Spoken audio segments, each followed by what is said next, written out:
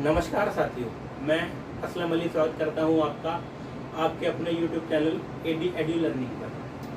सबसे पहले बात करूंगा अपनी पिछली वीडियो की जिसमें हमने बात करी थी संविधान क्यों और कैसे, क्लास 11 के चैप्टर 1 की। उसी पंक्ति में आगे हम आज बात करने वाले हैं, या आज जो हमारा टॉपिक है उसके अंदर हम बात करेंगे संविधान के कार्य। संविधान के कार्य जी।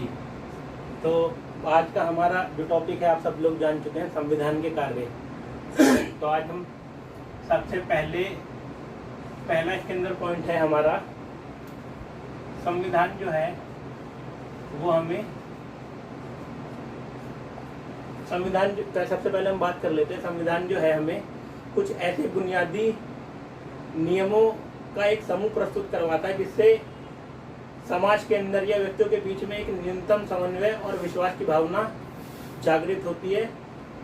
तो हम पहले लिख लेते हैं इसे, संविधान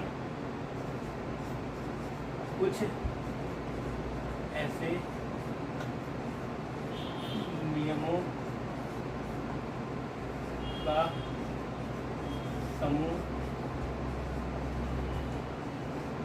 उपलब्ध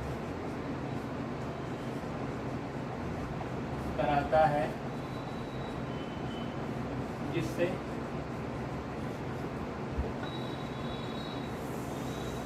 समाज में एक न्यूनतम समन्वय और विश्वास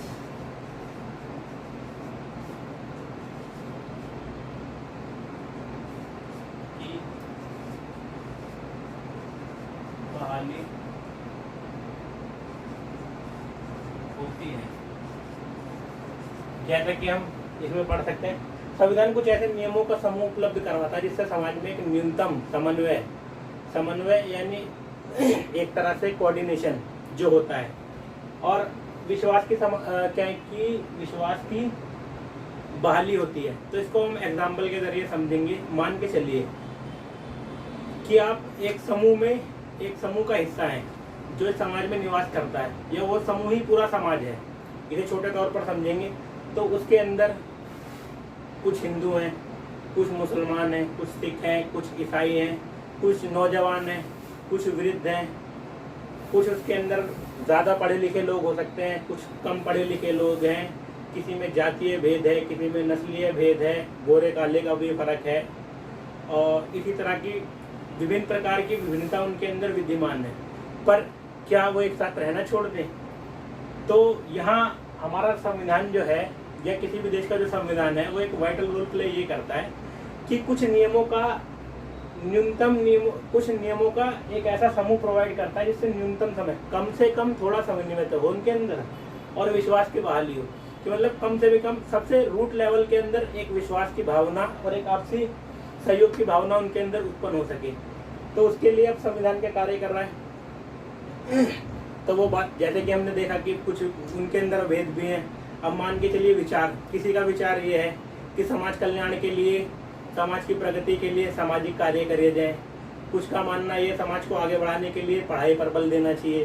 कुछ का मानना ये है कि अगर पैसा होगा तो समाज का विकास होगा। कुछ का मानना ये अगर धार्मिक स्वतंत्रता होगी तो समाज का विकास संभव है या प्रगति संभव है। तो इसके अंदर हम देखेंगे कि एक न्यूनतम, जहाँ पर जाकर हमारा एक न्यूनतम किसी के साथ थिंकिंग मैच खाए, इसे ऐसे भी समझ सकते हैं कि आपकी और मेरी कोई तो ऐसा पॉइंट होगा, विरोध है, गतिरोध है, पर कुछ ऐसा पॉइंट तो आपको और मुझे क्रिएट करना पड़ेगा जहाँ पर एक हमारी आपसी सहमति बन सके, आपसी विचार हमारे मेल खा सके। क्योंकि इतना बड़ा देश है, सारे ही देश बड़े हैं। भारत की जनसंख्या तो देखें आज की डेट में 135 करोड़ के आसपास है। तो इतने बड़े देश को एक साथ चलाने के लिए कुछ न्यूनतम स्तर पर तो समन्वय होना चाहिए। बड़े लेवल पर आपका और मेरा तालमेल ना खाए, पर कहीं ना कहीं एक रूट लेवल के ऊपर तो तालमेल खाना बहुत जरूरी है, तभी तो आप और हम मिलकर आगे चल सकते हैं। तो यहाँ सबसे पहला कार्य यही एग्जाम्पल से हमने समझा कि संविधान का ही बुनियादी नियम कायदे कानून सुनिश्चित करता है जिससे कम से कम, ज़्यादा नहीं तो कम से कम बिल्कुल रूट लेवल पर तो थोड़ा बहुत समन्वय हो हर नागरिक का एक दूसरे के प्रति, ताकि आपस में विश्वास बहाली। अब मानो कुछ नियम कायदे कानून है ही नहीं, तो कहीं ना कहीं अगर हम देखें तो हर नागरिक जो है देश का, वो खुद को असुरक्षित महसूस नहीं करेगा। बेशक करेगा, असुरक्षित महसूस करेगा। उसके अंदर एक अविश्वास की भावना जो है वो काफ़ी प्रबल भी हो सकती है। शायद वो समाज में रहना ही ठीक ना समझे। तो संविधान का सबसे बड़ा कार्य यही है कि एक न्यूनतम कार्यक्रम प्रस्तुत करता है, न्यूनतम समन्वय की भावना और विश्वास की भावना की बहाली करता है। तो ये इसका सबसे महत्वपूर्ण कार्य है। सबसे पहले समन्वय स्थापित ही होगा, तभी तो हमारी व्यवस्था, हमारा देश के सभी नागरिक प्रगति के लिए आगे अग्रसर हो सकेंगे। अगर हमारे अंदर समन्वय नहीं है और एक रूट लेवल तक पे समन्वय नहीं है, बड़े लेवल की तो आप छोड़ दीजिए, तो विकास की भावना, साथ मिलके चलने की भावना, अनेकता में एकता की भावना का कहीं ना कहीं उसकी जो एक थिंकिंग है उसके ऊपर चोट होगी कि नहीं होगी। तो इसके अंदर सबसे महत्वपूर्ण कार्य इसका ये है।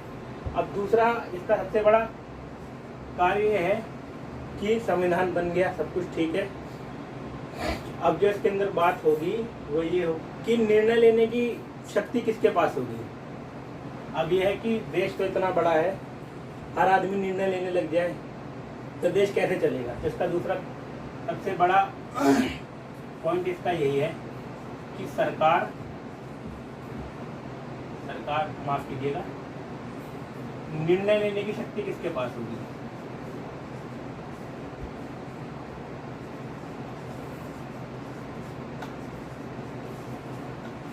की शक्ति प्रदान करता है, दोनों एक ही बात है, किसके पास होगी या प्रदान करता है। तो इसके अंदर हम ये देखेंगे, अब सभी को, इतना बड़ा देश, सभी को निर्णय लेने की सबको छूट दे दी जाए कि मैं खड़ा हो जाऊं कि जी ये मेरा निर्णय है जी, और आपको उस हिसाब से चलना पड़ेगा, मेरे हिसाब से थोड़ी पूरा देश चलेगा। संविधान को तो फिर वही बात आ गई कि एक न्यूनतम समन्वय की भावना जब तक नहीं होगी, देश मिलकर एक साथ चल ही नहीं सकता है। तो इसके अंदर दूसरा सबसे महत्वपूर्ण कार्य संविधान का ये है कि ये एक निर्णय लेने की शक्ति प्रदान करता है। हम सरकार को चुनते हैं, सरकार नियम कायदे कानून बनाती है, निर्णय लेती है हमारी भलाई के लिए, समाज कल्याण के लिए, देश के विकास के लिए। तो इसके अंदर हम स्पष्ट रूप से समझ सकते हैं कि निर्णय लेने की जो शक्ति प्रदान करता है वो भी संविधान ही प्रदान करता है कि सरकार कैसे काम करेंगी, सरकार के तंत्र क्या होंगे और देश कैसे आगे प्रगति की ओर बढ़ेगा। नंबर 3 है ये। अब बात हो गई है सरकार की, तो बात करेंगे हम संविधान का तीसरा और मुख्य कार्य ये भी है, सरकार द्वारा निर्मित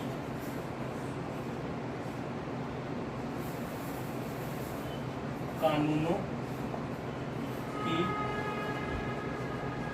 सीमा तय करना।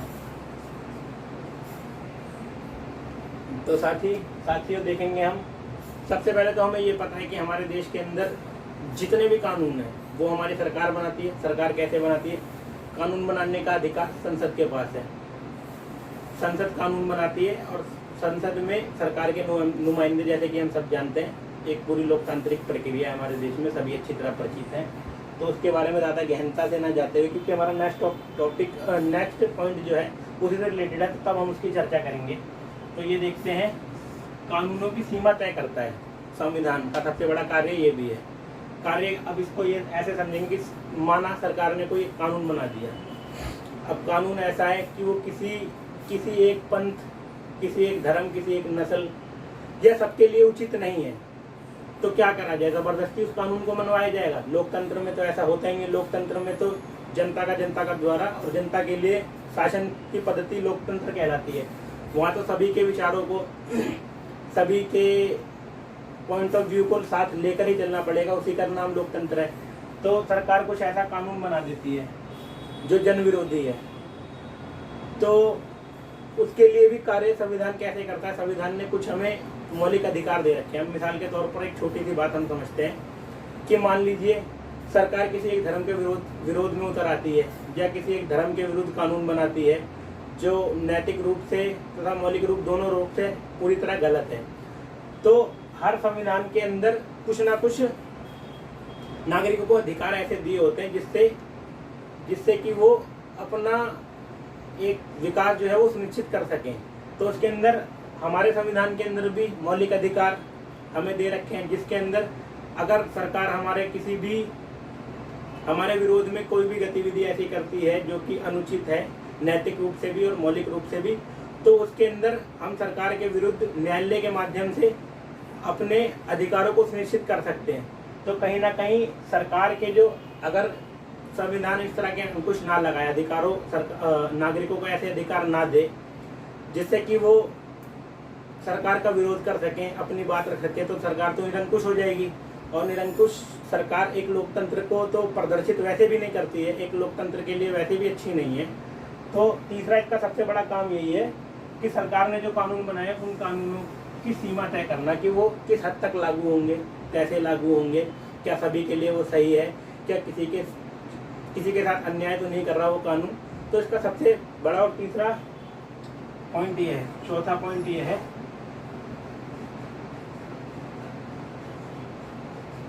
सरकार का निर्माण।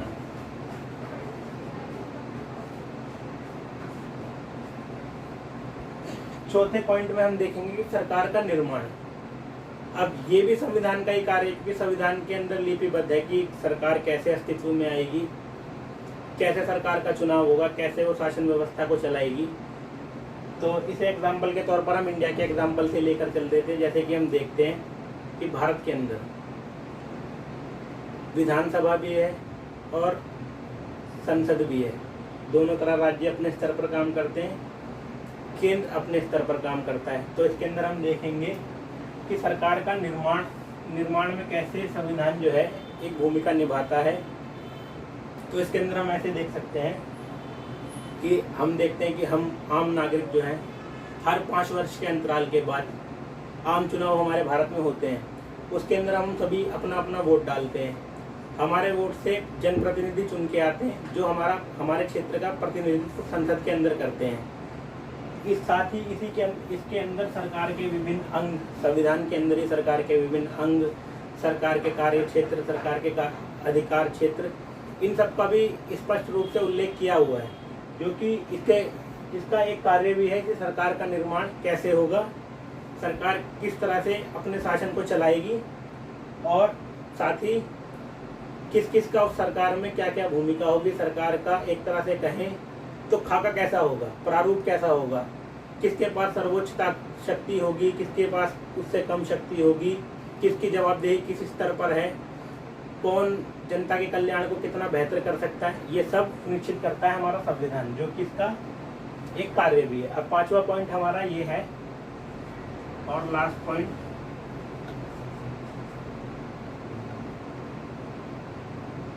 नागरिकों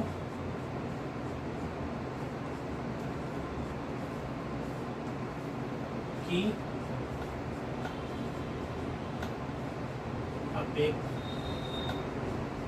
अपेक्षाएं और